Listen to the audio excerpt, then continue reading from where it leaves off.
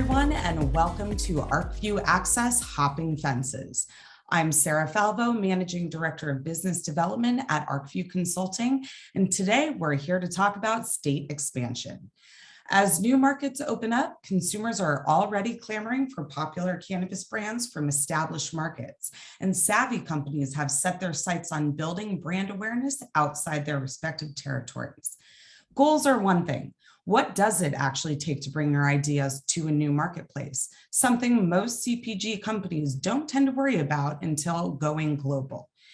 We're going to chat with proven brands today of varying sizes and the talented professionals who made multi-state a reality, including Kiva Brands Business Development and Expansion Markets Consultant, Susan Gentile, Peter Barsoom, CEO and co-founder of 1906 New Highs, Ryan Anson, co-founder at Revolutionary Clinics, North Star Finance's Cannabis Operations and Development Consultant, Robbie Pinamanini, and moderated by Arcview Management Consulting Principal, David Abernathy. So today, we hope you leave this discussion with plays for your own growth targets and some excellent insights into operating in more than one state. But before we kick off the panel, I wanted to reintroduce you to the Arcview Group. We have a few subsidiaries under our umbrella, and they include the following. Arcview Capital, our FINRA registered broker-dealer, which provides investment banking services and has recently launched their crowdfunding offering.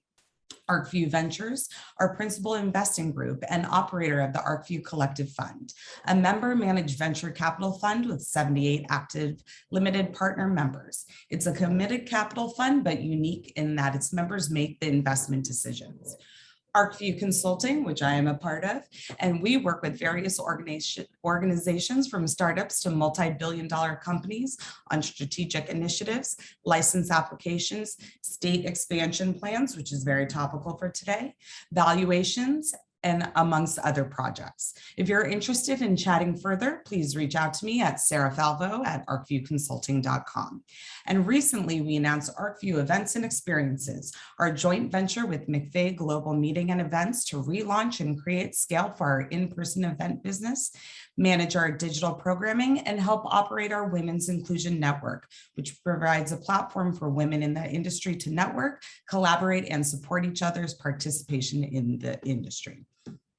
Arcview is known for our thought leadership, having produced over 50 in-person conferences internationally over the last 10 years and over 80 digital programs over the last 2 years. And this includes our Arcview Access series, our town halls, and our CEO circles. So please check your emails or our website, arcviewgroup.com, for more information about these and other upcoming programs, both digital and in person. And before we kick it off, we want to lastly thank our alliance partners who help make these programs possible and who provide incredible resources for the industry. Ice Miller, Dwayne Morris, Green Growth CPAs, Alpha Root, GrowFlow, Work, Zuberlawler, Waterton Partners, and North Star Financial Consulting Group. Now it's time to kick off the program, and I'd love to introduce my partner, David Abernathy, principal at Arcview Consulting, who will be moderating today. David, I'll let you take it from here. Great, thanks, Sarah. And yeah, I'm excited to talk about this topic. It's one of the areas where we're getting quite a bit of consulting work these days. The cannabis industry is unique in that every state has its own regulatory regime, and every state has a completely siloed supply chain. This is unlike any other industry that exists and makes the prospect of scaling nationally a really interesting challenge. For a long time, we saw operators and brands that existed only in one state. Over the past few years, we've seen a rapid expansion where both operators and brands have started taking positions in more and more states. And really, there's a race on for brands to develop market share, to connect with consumers across all of these legal, medical, and adult use states. Really excited to bring up this panel. We have some really remarkable folks who look at state expansion from a variety of different angles, and all have some incredible insights to share about how companies are thinking about expanding. So with that, I'll bring up Robbie, Ryan, Peter, and Susan. And if each of you could just give a quick introduction to who you are and what you do, that would be great.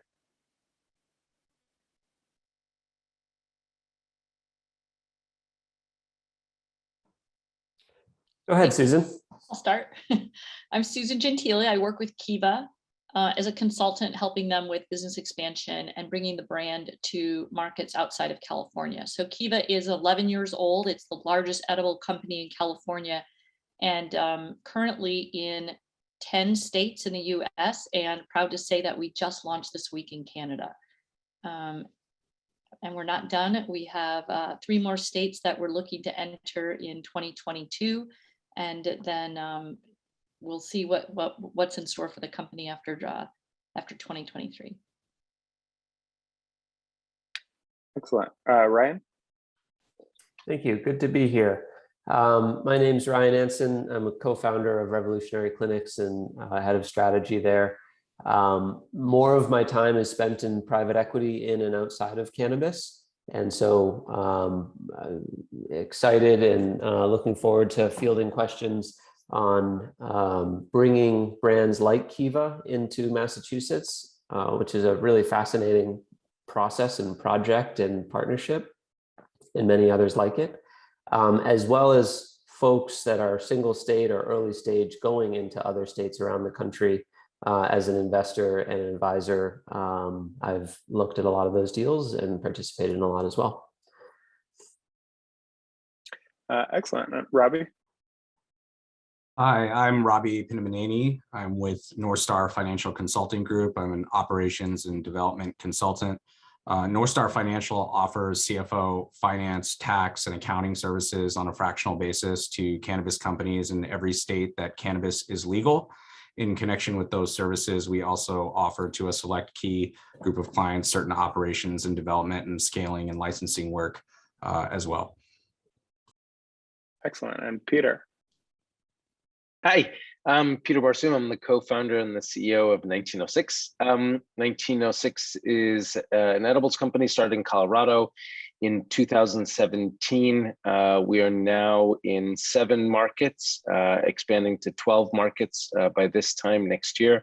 We are the #1 fast-acting edible in the U.S. We're the #1 pill in the US. We're the #1 edibles brand in the state of Massachusetts, with a real focus on kind of our core is about alternatives to alcohol and pharmaceuticals through low dose, controlled dose products that deliver a specific effect and that are fast acting. Excellent. So all of you have had quite a bit of interaction with the concept of multi-state expansion. I'm curious to hear from you, what are some of the big challenges that brands face when they're looking at moving from one state into other states? Susan? I think the biggest challenge that a company faces is, unlike a CPG company, cannabis can't cross state lines. So we have to make a decision whether we should spend more capital to build out an entire operation, or if we should find a partner who wants to partner with us and help us make and distribute our products. So first and foremost, I think it's the make or buy is the first decision that we make in a market. Excellent. And yeah, I'm curious to hear sort of from the other side. Ryan, what are your thoughts on sort of working with brands that are looking to get into new states? Sure. So we could talk about this for hours. There are a lot of folks that, of course, want to do that because you need to show your investors that you have a greater reach into addressable markets.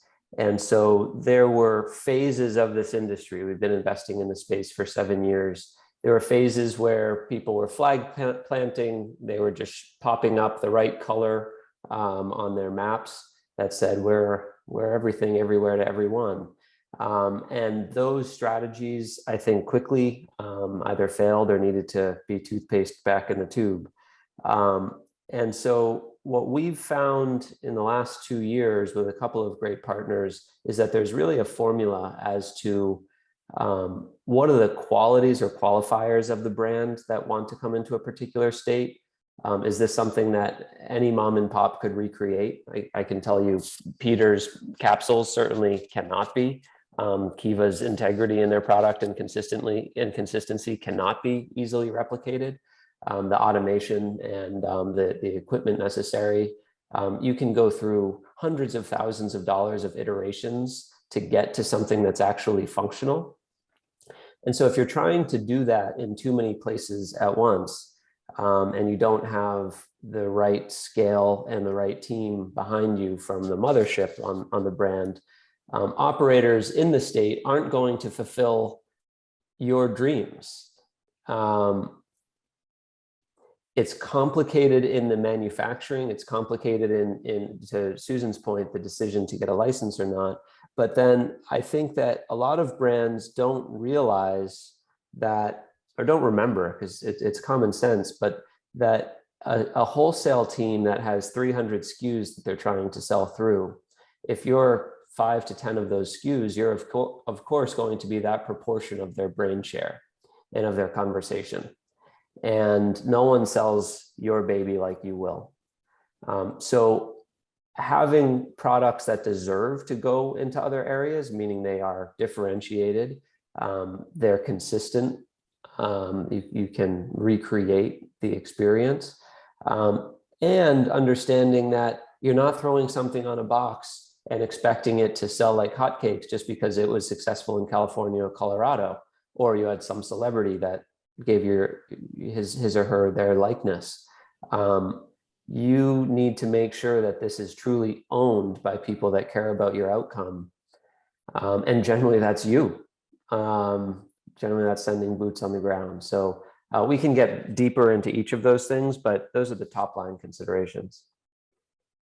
Excellent. And Peter, from your perspective, what are some of the challenges that you've seen scaling across markets? So I'll just sort of share with you my story. We started in Colorado, like I said, in 2017. The intent was always to go across state lines, as most of us who are building brands do. And I had the fortune of spending some time, with Christy from Kiva, with Nancy from Wana, with the folks at Dixie, to understand sort of those who were kind of the real trailblazers about out-of-state expansion. And one of the lessons that I took away from that is that it's really hard. It rarely goes well, and you often end up sort of in disputes with partners. So tread wisely was kind of the advice given to me, and that it's not easy. So we started up saying, okay, well then we're not going to go down that path of trying to find a partner and licensing our brand and doing that approach, because we care too much about that, and it's not easy. So what we're going to do is we're going to go and build facilities in different states, and then own all of our production and own everything that we do. And so we went out and we started to raise money against that plan. We started a construction project in Massachusetts with our friends in Athol, and we spent we spent a pretty penny on going down that path. And the capital markets spoke loudly to us, which is, no, we don't want you to pursue that strategy. And we were unable to raise the money necessary to execute against that. So, that was not an executable plan. Then COVID hit. And then were we feeling like this is not a good position to be in at the time, because Colorado market had collapsed by 70% overnight because visitors weren't coming there. We didn't have a strategy now for how we're going to go after new markets. And our strategy that we're going after was, decidedly we were unable to execute against that because we couldn't raise money against that. And so we were fortunate that in March of 2020, right as COVID hit, I got a call from our partners in Oklahoma, and they said, we have been following 1906. One of them lives in Denver. We'd like to bring you to Oklahoma. And of course, I thought at that moment, in my typical sort of New York arrogance, like, why would I ever go to Oklahoma? That's definitely not one of the markets that was on my investor roadmap, showing kind of where to go. But in that moment, the survival of the company was contingent upon getting out of Colorado and expanding out our markets. And we had just launched the drops in January of that year, and the market reaction was phenomenal. It quickly became a bestseller, and we saw there was a really strong product market fit. And so the plan was to launch the drops in Oklahoma. And our model at the time was, hey, we'll handle the manufacturing of it, we'll handle the people, you provide the equipment, and we'll bring our people and we'll operate it. And so we showed up on the first day, and what we found immediately is that the equipment that our partner had was insufficient to handle our production. That the types of compression that we were doing and the sophistication of what we were doing couldn't be done on their machines. And so we were like, oh shit. This is not a good place to be. So what we literally did is we packed up our factory in Colorado and moved all of our equipment to Oklahoma because we didn't have the money to buy new equipment or the new time.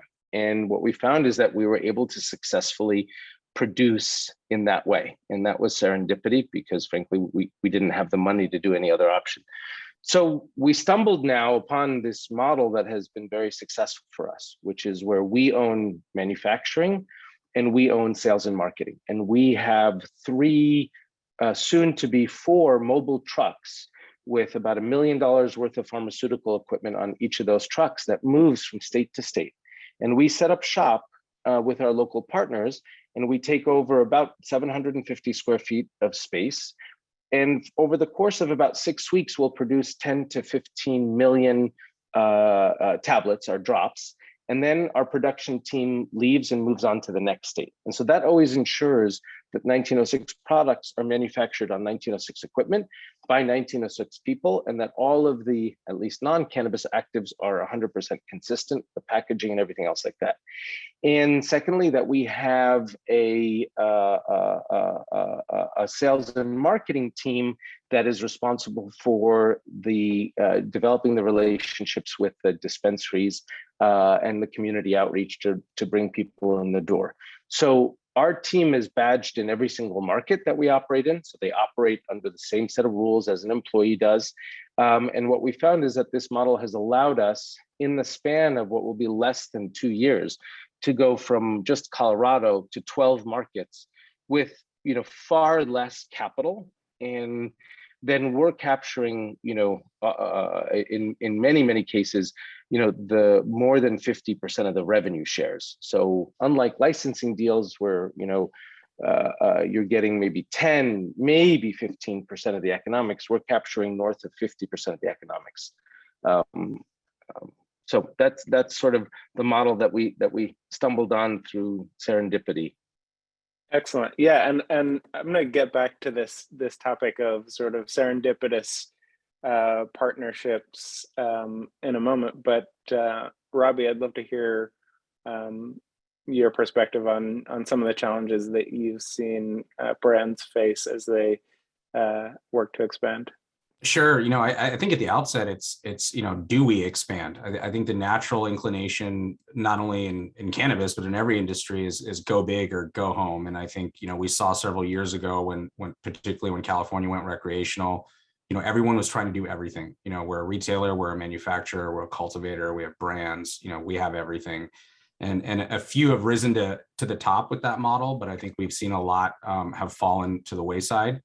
And so I think similarly, in terms of expansion, the inclination is let's go to every state that we can go to. But I think cost of capital is still very high. Access to financing, traditional financing is still not available. Debt terms are often in the teens, and that's if you have real estate. And equity is tough, right? Equity is not easy given the climate. And so I think it's really mapping, ROI as to, what is the value prop and expanding to this particular state. I think as Ryan alluded to, you can't just rely on the fact that we're successful in California, for example. It's going to be an equal, if not heavier lift, I think, in each new expansion market. Particularly with the onerous advertising and marketing restrictions that are in the marketplace. I think there are very few, national, quote unquote, national brands. I think Kiva is obviously an outlier, the Kivas and the Stizzies of the world. But I think every other brand needs to be sort of cautious and really kind of map cost of capital, ROI, things of that nature, and do they have the resources to execute in these new markets. And I think finally, it's kind of touching on the ROI and mapping that out. It's also, some of these brands, overall have a retail market share of 1% to 2%. Let's say you have some, CBD tincture or something that, does well in a market. The reality is, if that's only 1% or 2% overall of the entire retail market, what SKUs are you launching within these new states, and how are you mapping that, relative, your cost of capital relative to your ROI? Yeah, to that point, I would say that it's easier to pitch to an investor who's been with you for a long period of time that you're going to this new area and going to gain access to a new bell curve of a population. It's easier to do that than to work out your own problems and to grind it out. And I don't see a wide swath of the population, right? There are 25,000 brands or something in the United States right now, over 10,000 in California alone. And I think they get really good at Instagram photos and not that good at grinding in a real business setting. That's right. Yeah, one of the things we help brands with is determining what are the best bets for expansion. How many states does it make sense to try to go into? For most brands looking at state expansion, the answer is 0 or maybe 1 at a time, right? There are very few brands that have sort of the operational infrastructure and the wherewithal to be able to move into multiple new markets simultaneously. We've seen some do that successfully. We've also seen companies that really flounder because they end up overextended. So on this topic, Peter, you shared the anecdote about sort of finding a partner by happenstance in a state that you weren't really considering and ending up in a good situation there. And we've certainly seen quite a bit of that, right? With this partner first approach where folks stumble across what they think is a really good partner and end up in a state because of that relationship. We've also seen brands take a really rigorous sort of data-driven approach to identifying and prioritizing state markets to move into, and then looking at partnerships or paths to market entry based on that sort of prioritized list. I'm curious to hear each of your thoughts on sort of those different approaches and what your experience has been with that. I can tell you that at Kiva, we've taken the approach to analyze the market and understand the opportunity. And then once we've decided that that's a market we want to enter, identifying who the key vertical operators are in the market, and then reaching out to them about a potential partnership. In fact, that's how I met Ryan. And today, Revolutionary Clinics is our partner, our licensed partner in the state of Massachusetts, and we work well with them. To some of the points that Ryan made earlier, it is, even though we have a license agreement, and I will say, Peter, good news is you can get more than 10% in a license deal. But we do make a conscious effort to invest back into the market. So it's not a typical CPG model like you were alluding to, where we just sell the IP to the partner, and then wait and see what happens. We invest on the technical transfer side, tilting up the partner on the production and manufacturing, and then we have people in market supporting sales and marketing efforts. There will never be one size fits all, right? Peter's model Peter was impressive 5 years ago, and you're more impressive now. I remember touring the facility first. I'm an investor through a fund instead of directly, but Peter was impressive then, and looked at things differently then. And now the mobile model works for a couple different SKUs. It wouldn't work for a chocolate manufacturing facility. It wouldn't work for, whatever we're doing, 25 or 30 SKUs across the Kiva portfolio in 4 different sub-brands. But it works with shelf-stable capsules. And that's what entrepreneurs need to figure out, is what works for their product. And as it relates to people first or market first, we're at a phase in the industry now where the rush to sophistication in any new state is so much faster than it was each year prior. It's a little faster than last year, which is a little faster than the year before, and so on. 2015, it was all mom and pops, and some had money and some didn't. But there was time to elevate your sophistication, your consistency, everything else. Not the case in New York. Not the case when Florida goes adult use. You need to be on your A game on day one. And that's a huge difference. You don't have time to ramp up that talent anymore. And so the people with whom you end up transacting or doing business with, you need to have 10x the confidence in that you had 5 years ago. And it was hard then. It's harder now.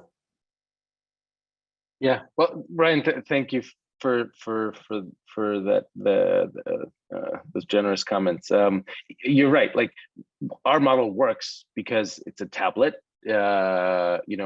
It's more than a 12-month shelf life. It's hard for anybody else to replicate.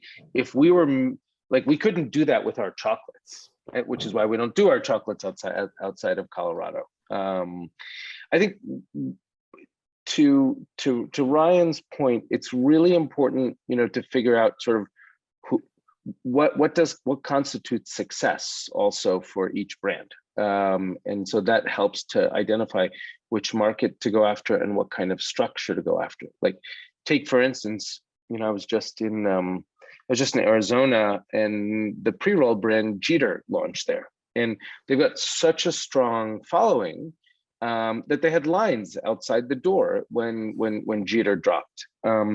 Cookies, when Cookies enters a new market, there are lines outside the door. So they know when they're coming into a new market, they have already some consumer pull, and they'll figure out, okay, well, where is it that we have the greatest consumer pull going into a market? Well, if you're a brand, for us, we don't have that. 1906, we assume whenever we enter into a new market that nobody knows us.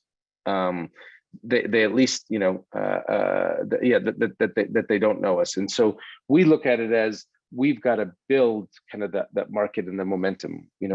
We don't have Burner, we don't have Jeter, we don't have a celebrity, we don't have Seth Rogen sort of behind us. So for us, kind of one of the key criteria is where can we be the number 1 or number 2 brand in that market? And we did it in Massachusetts, and we're doing it in other places. If I can't see a path to be the number 1 or number 2 brand in that market, we won't be there. Just like California, we won't touch California. We won't touch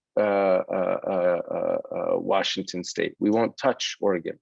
I don't see a path for how we could be number 1 or number 2 there, and so we just won't go there. Someone asked a question about working with MSOs.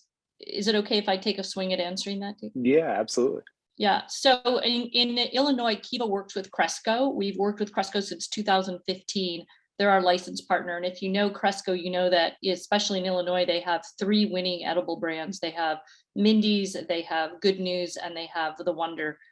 And they also have Kiva. And just this month, happy and really proud to say that Kiva is the #1 edible brand in in Illinois, and it's been with the support of Cresco as our licensed partner. So to the question, can it work with an MSO in a market where they also have competing products? The answer is yes, it can. Just takes the right deal and support in market. Yeah, absolutely. As long as the deal works for both sides of the partnership, they have a vested interest in selling Kiva as well. And we've seen that. We've actually seen deals that were really seemingly good for the brand that was moving into new states, but it was too good, right? It was so good that it was one-sided, and the brand that was expanding was taking too much of the economics, to the point that the partner that they were moving in with had very little incentive to actually make it work, right? So it's important to make sure that the incentives are balanced in such a way that everyone has a really strong vested interest in making that expansion a success. So ultimately, in a market where the base product is a commodity, a molecule of THC, the goal is to create a form factor that catalyzes greater sales of that molecule, period. And there are points in every state's evolution where that's brand, where that's power, that's the the amount of THC, that's the form factor. Think of when Vapegate happened. All of a sudden, other form factors were enabled to really absorb market share and take on new lifelong customers. I think the best brand partnerships understand that we are working together to catalyze the movement of this molecule from this factory into these pockets. Mr. Moxie's Mint says more mints in mouths. That's our collective goal. And when people work as a team on this, it's beautiful because it's inherently a recognition of leaving our egos behind and saying, you're better at this than we are, and we're better at that than you are. And that's what these relationships take. Absolutely. So I'm curious to dig in a little bit to the differences between brands. So looking at 1906 is dominant in a relatively small market category, right? The product form that you play in is a small percentage of the overall market, but there are also fewer competitors in that space, and you've been able to establish dominance there across a lot of states. Kiva is operating in a bigger sort of market share with the various SKUs that you operate in, the broader edible markets. There's a lot more competition in things like gummies and chocolates than there is in categories like pressed tablets. I'm curious to hear thoughts on sort of what are some of the considerations that Kiva you take into account, Susan, you take into account when looking at what states to go into and what the competitive landscape might be with other brands that are doing that, and how is that similar or different from the considerations that Peter looks at for 1906? Well, one of the things we look at is the size of the market, because like you mentioned early on, Kiva has 4 brands and 7 product lines. Just in the gummy segment alone, there are 3 product lines to speak to, as many consumers as possible, because like you said, it's a bigger segment. So we have to look for a market that can invest in all of that equipment and get a good return, not just for us, but for our partner as well. So market size is a big consideration for us, given the category that we want to play in. And a lot of the clients that, we work with, it's, like Susan said, yes, it's the total addressable market and sort of what that looks like, but really kind of honing in and focusing on who is your partner. And it's not only contract manufacturing, but it's co-packing, it's distribution, it's sales, and who can execute consistently every single time. And even if you look at single state operators, they have trouble with all of those things. And so now that gets the magnitude of that trouble can get sort of expanded as you get into these other states and you're relying on other people to deal with these things. I've even seen, a well-known California-based beverage manufacturer operating in a state on the East Coast. Like, we visited that facility and there's enough inventory there to last for the next 25 years that's already been produced. So why is that sitting there? So it's really being plugged in and making sure it's executing in the right way, which, in addition to having the right partner, it's really, I think, also being able and willing and having the resources to deploy internal resources to also focus and partner with that local provider. Yeah, David, I would just we look at it slightly differently, which is, I don't look at the market for gummies and the market for vapes and the market for concentrates in the way in which we think about the world. I look at it as the market for prescription drugs in the US is a $250 billion market, and most of that is pills. So when we think about cannabis as medicine, like, what delivery format does medicine come to us as? It's not a joint. It's not a chocolate. Sometimes it is a gummy in terms of the supplement. And so we looked at it as like, okay, there's a weird anomaly here, which is, why are so many people eating chocolates and gummies and other goods when what they're talking about is as medicine? And if I'm thinking about replacing my Ambien or my Adderall or my Vyvanse or my Valium, so on and so forth, right? Those are traditionally delivered in a pill. So for us, it was sort of like, there's a market correction opportunity here, I would say. And so when I look at, like, in the Massachusetts market, being the one that we've had a little year and a half, we're the #1 edibles brand. So we're outperforming Mindy's, Wana, Kiva, like every Incredibles. And that's brands that have a full portfolio. Incredibles, which is the #2 brand, has a full portfolio of gummies, of chocolates, and of all these other form factors. All we have are pills, and the pills are outselling Incredibles in the Massachusetts market. So again, just to say, like, you can define a market how you want, as niche or not.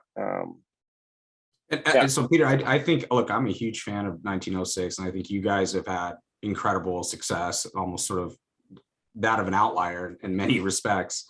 But I do believe, the people that are looking for pills and sort of medical relief, like, is a subset that's almost separate and apart from the traditional recreational market.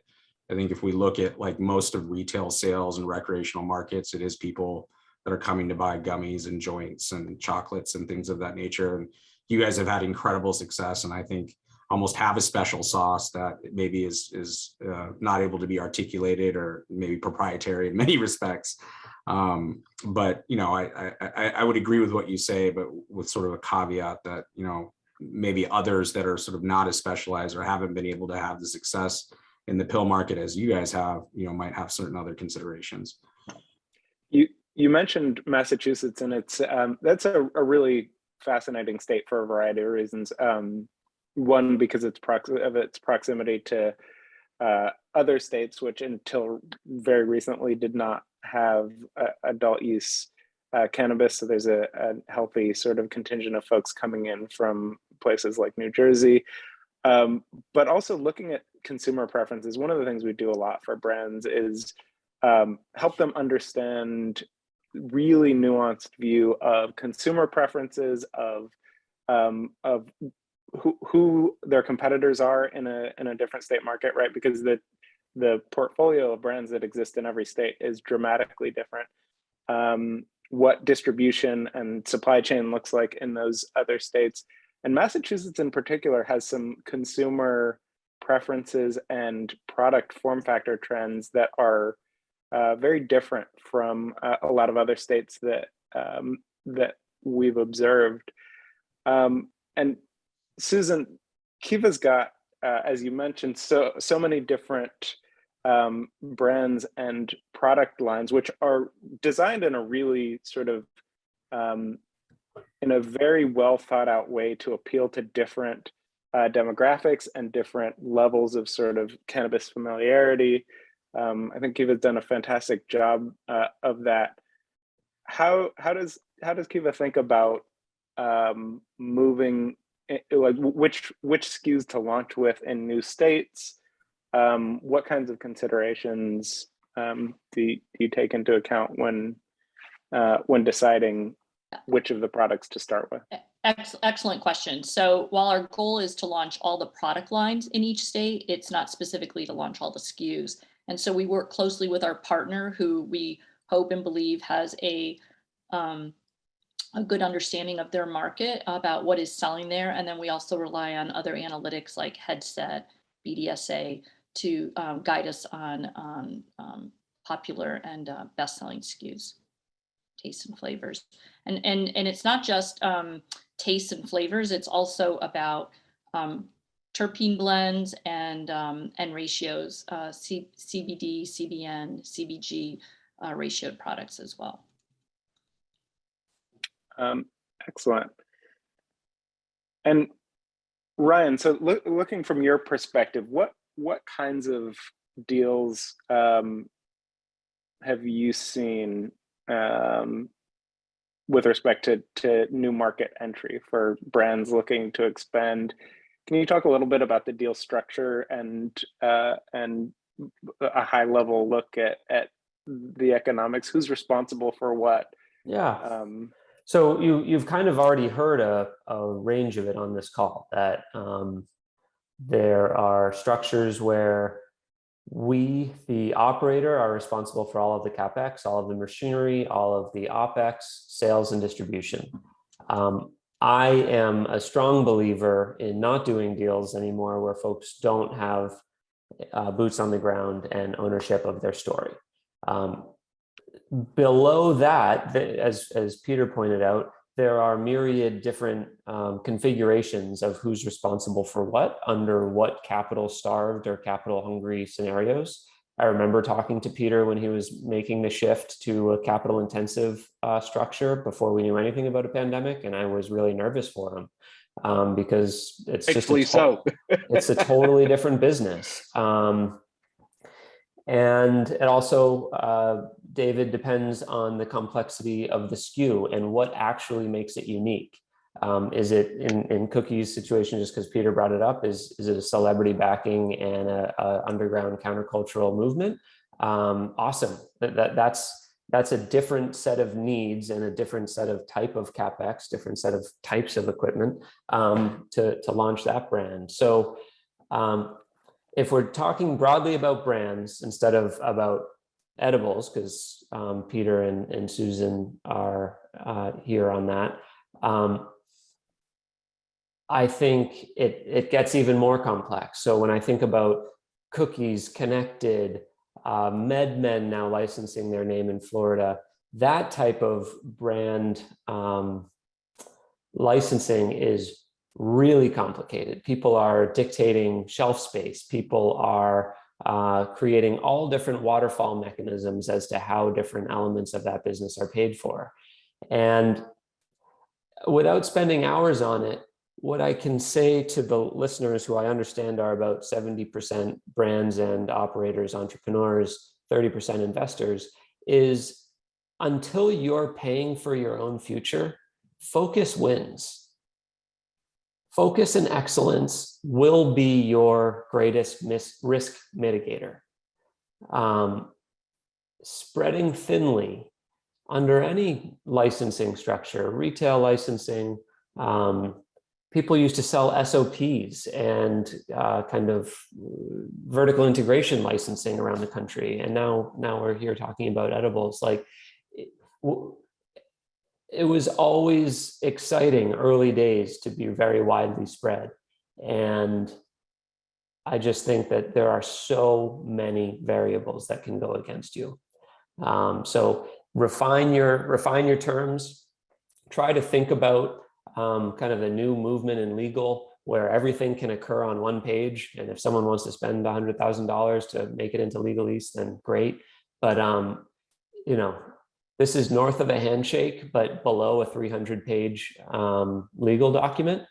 And I think that people need to operate with partners that can really distinguish their roles and responsibilities, where things start and stop, or the wheels fall off really quickly.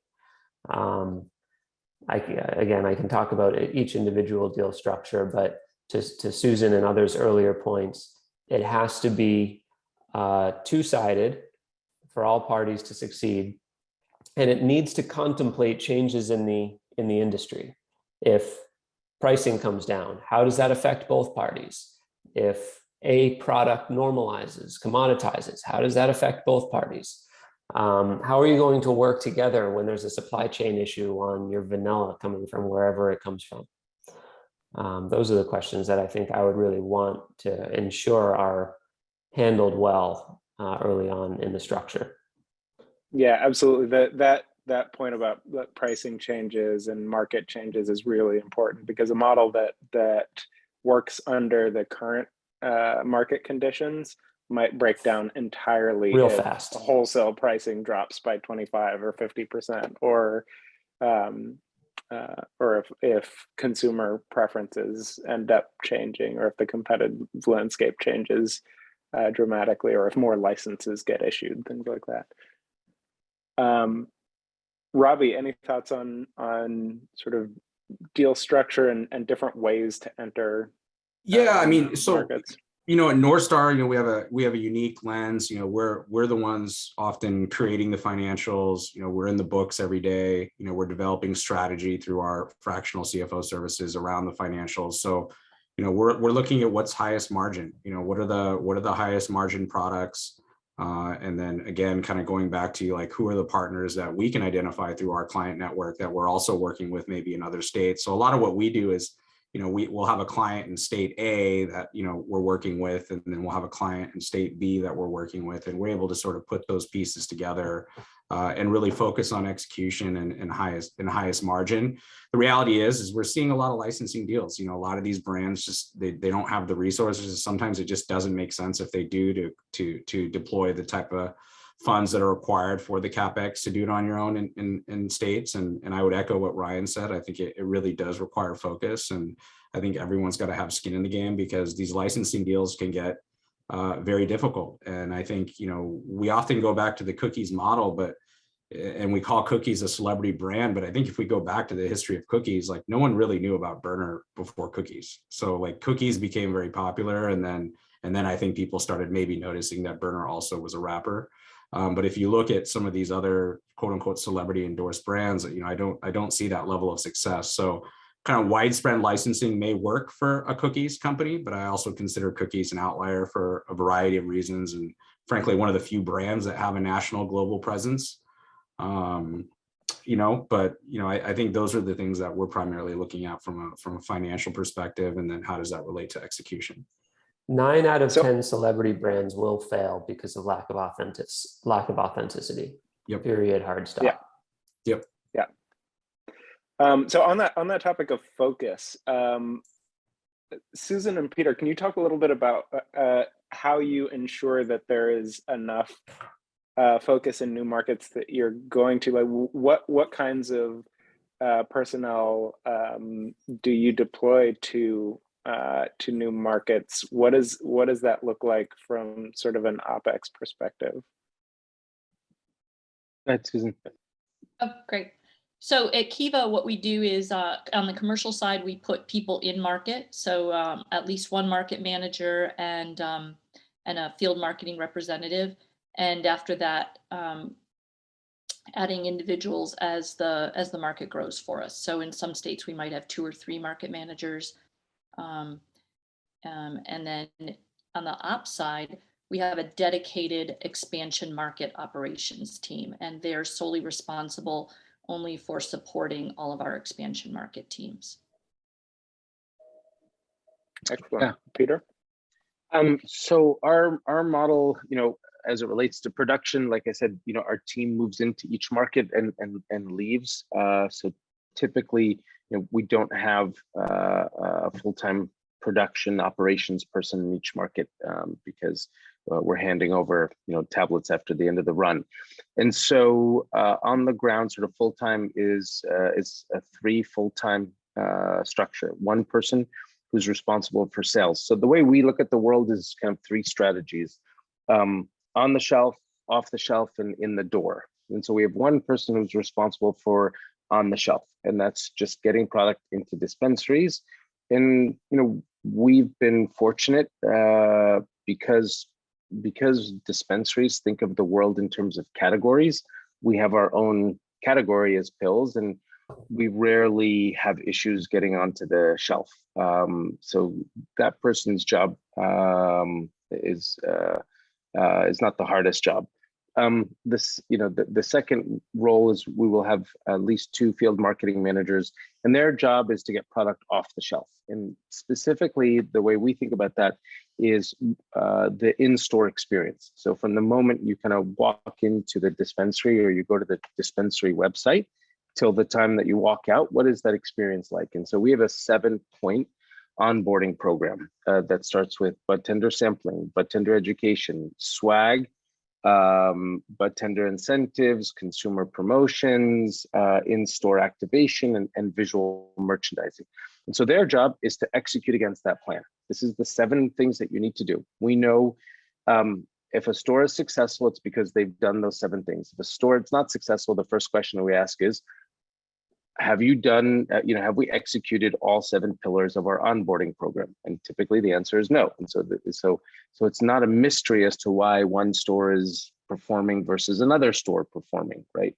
And then the third set is around in the door strategies. And 95% of our efforts and focus and money has been on kind of the off the shelf, everything that's happening in the dispensary experience, so that when somebody shows up, 1906 shows up, as best as we possibly can.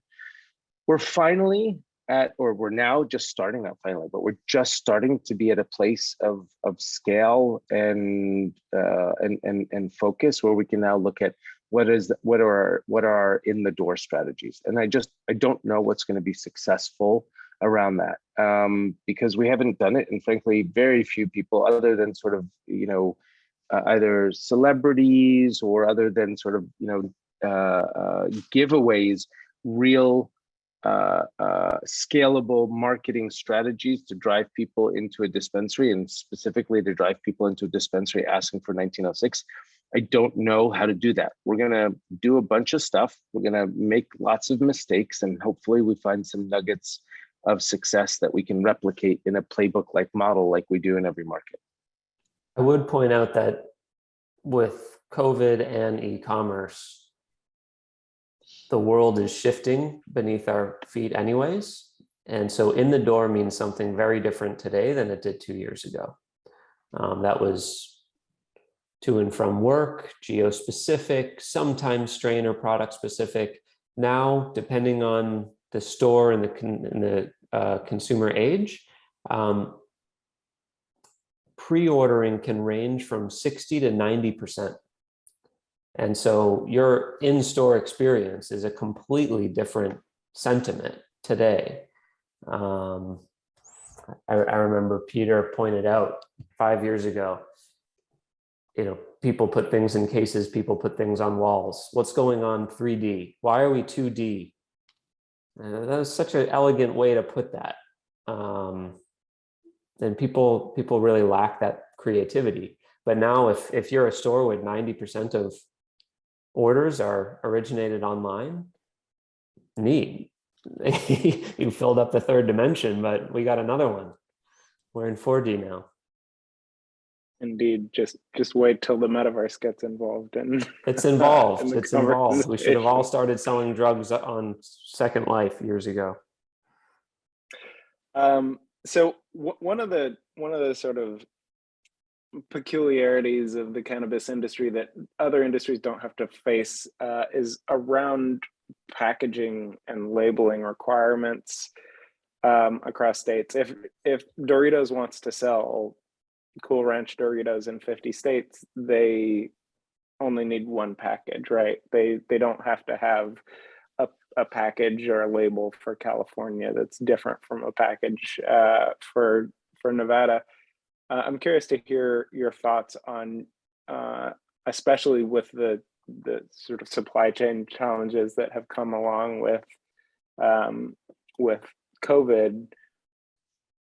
How do you manage making sure that you're creating packaging that is compliant with all of the relevant regulations, whether it's childproofing or symbols that need to be on the package?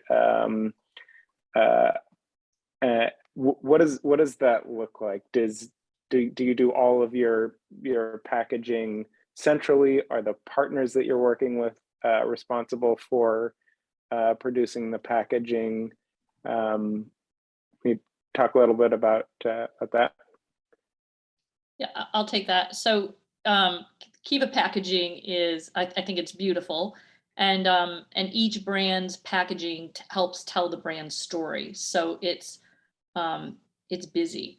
And the challenge can be that in certain markets, in certain states, the regulations might prohibit pieces or even all of our packaging. And so we centrally design the packaging, and we work with the state regulations and our partners' legal compliance team to make sure that the brand story that we communicate on that state's packaging is also compliant with the state regulations. So a package can look different from state to state. And I know, Peter, you've done a great job of making your packaging brilliant and bright and also super universal. And I really admire it. Oh, thank you. We've tried, we've got a big focus on sustainability. And this industry is like one of the worst offenders that you could think of around bad packaging. In particular, I don't know what this obsession is with stickers. Like, I would think that the sticker industry has got to be, the major funder of cannabis, because sticker consumption must be up 100 times since cannabis has come. But there is this pathology that this industry has, driven by regulation, of put a sticker on everything. And so you end up with this ugly package that has tons of stickers on it. And what regulators and other people fail to say is that when you start to put 2,000 words of information and disclaimers and sort of this is bad, like, what do consumers do? They just ignore it. And so I would argue that the effectiveness of our sticker craze is declining, and that we need to think more thoughtfully about packaging. Why not move to a world where we get rid of metric IDs, where we have barcodes on things so that somebody can, or a QR code so that somebody can scan it, and boom, that picks up, and that you can know, okay, this batch was made on this day, and here's the test results for it. And I don't need a sticker, anybody to put a sticker on it. And it's really a shame that this industry is so backwards in its innovation when it comes to sustainability, and that we've done a piss poor job, excuse my language, with convincing regulators on the fallacy of the path that they're going down with respect to stickers, and with respect to being so incredibly prescriptive about the how, which is like, you got to say it's exactly this font, and it has to be in this order, and you have to have a lowercase I, not an uppercase I. So what does that do? That creates a culture of just pure rule following, where we're taking a ruler out and measuring the size of the logo because we're afraid we're going to get slapped on the wrist because the size of the logo might be 1/16 of an inch too big. And so the dispensary is going to reject it. And what does that do? So now we have an industry that's totally stifled in its innovation when it comes to packaging and labeling. And we've forgotten what the core end issue is, which is giving consumers information that they can rely on reliably. Sorry, that's my soapbox. That's my soapbox about. I think it comes down to being, just to kind of piggyback. I think it comes down to a math problem, like any other industry. It's like, what percentage of your COGS is packaging? And often a lot of these things are manually packaged. Not every facility has automated co-packing. So it's like, what is that? What percentage is it? Simpler is often better. I think some of the most popular brands out there have the most simplest packaging in Mylar bags, and they do wild sales, like way, for at least on the flower end, more than some of these ostentatious, glass packaging looking like you're getting, some expensive shoes or something like that. So again, I think, at North Star, what we really look at is we just look at the numbers. This has been done in every other industry. There are other highly regulated industries that we can leverage, and we can just make it a math problem, and we can look at it and help solve those math problems. Well, thanks. This is a conversation that I'm sure could continue for the next several hours, but in an attempt to get folks back to their other obligations, we're going to kick it back to Sarah to take us out. Thank you all for joining us. It's been a fantastic discussion. Yes, and thank you for moderating, David. And again, yes, thank you to all of the panelists for sharing your insights. And thank you again to our viewers. So over 30,000 of you have joined our digital program since we launched in 2020, which is pretty mind-blowing, I have to say. We definitely value your input and your support. So we appreciate you filling out the polls and giving us feedback, as we really do take that information and review it and factor it into our planning to bring you the most important topics in this industry. So before we leave, I am thrilled to announce some upcoming in-person events. So save the following dates on your calendar. So our Women's Inclusion Network is going live in LA on Thursday, June 16th at Green Street in Los Angeles. This event is all about bringing together the women in cannabis who make a difference. This full one-day experience will be an inspiring opportunity to empower and bring more women investors, entrepreneurs, products, and services to the forefront of this industry. And additionally, the Arcview Access and Cannabis Investment Summit will be live in New York City on October 19th to the 21st, 2022. So mark that on your calendar, and we would love to see everybody in person. And with that, we'll close. So please enjoy the rest of your day, and we will see you here next time. Bye.